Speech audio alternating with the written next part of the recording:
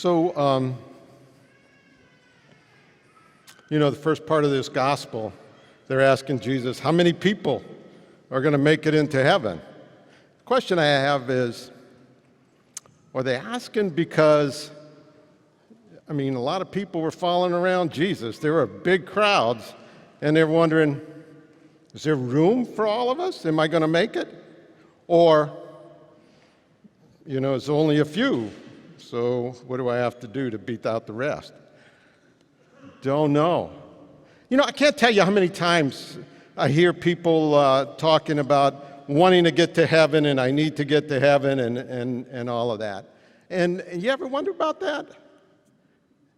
So where are you on that? Do you want to get to heaven? I have a bit of a confession. I don't know if I want to get to heaven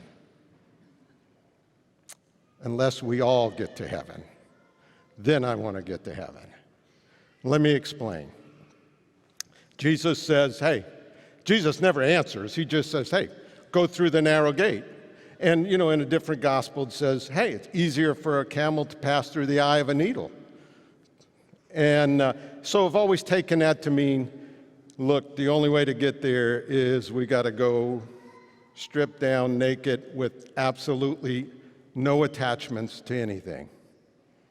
No attachments to anything whatsoever. Maybe even no attachments about getting to heaven. You say, oh, Tony, really? Yes.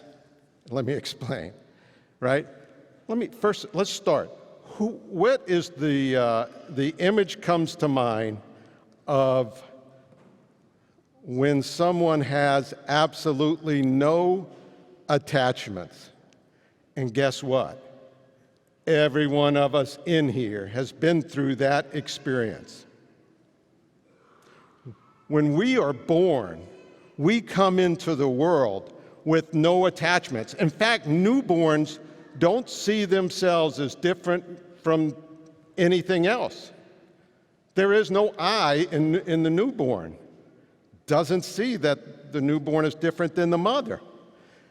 And on a surface, you think this is exactly the right thing we should be doing, right? Because got no attachments. But here's the problem. We were created. We are infused with God's love. We were created to spread that love, to let that love out. That's why we were created, not just so God can see a bunch of people running around. And I liked St. Thomas Aquinas' definition for love. It's willing the good of the other. Now, the problem with a newborn is they're totally dependent on everyone else. And when we're totally dependent on everyone else or on someone, we tend to do that person's will, not our own, right? The other thing is there's got to be another. If the will, the good of the other, there's got to be another. So we got to grow past that stage of dependency into independency, right? And that's not always painless. In fact, I don't know if it's ever painless. Anyone who's been a teenager, anyone who's parenting a teenager, we know that's what that whole thing is about trying to find some independence of parents. Now, there's a lot of mistakes made when we were trying to figure that out, that independence. Yeah, because independence means it's all about me. It's all about me, what I want. Now, I got to tell you, we are bombarded every day in many, many ways that says being independent is a good thing, right? We have a culture of this self-made man, self-made woman, which is absolute and total fiction. We are in here today because a lot of people built this church. We have air conditioning because there are people working right now today to provide the electricity. There are people who were working for us, and we were connected to them back in time when they figured out how to do air conditioning. We get food from the grocery. Pick whoever you want. Elon Musk, he's one of the richest guys in the world, right? Ask yourself, how long would he survive if he was truly alone? Maybe a week? It's total fiction. And to be honest, in this state of independency, right, when it's all about me, go think about everything you read about sin. The root is always about me. And I think that's why Jesus says when people come to him and says, hey, we were there. But what he reads is the heart. And if he's reading in the heart, you're asking me that because of you, what you want? I think he says, I don't know where you're coming from. Because where I come from, we are one. We are not separate. We are not independent. And so if we're fortunate enough, we go through the next stage of development called interdependency. And without getting into a whole lot of stuff, the way I see it simply is this. It's recognizing that we are dependent on everyone else.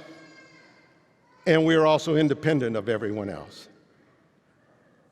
which seems different. But that's why this is so hard to get our heads wrapped around, much less our hearts. Is that when we can truly get to that place where the independent and be independent at the same time means the same thing, then let me back up just a hair. When we're independent to think about willing the good of the others, it's about putting aside our will to meet the other person's needs. But if we get to interdependency, then it's no longer about putting aside my will, because my will is our will. And in that, when we can get there,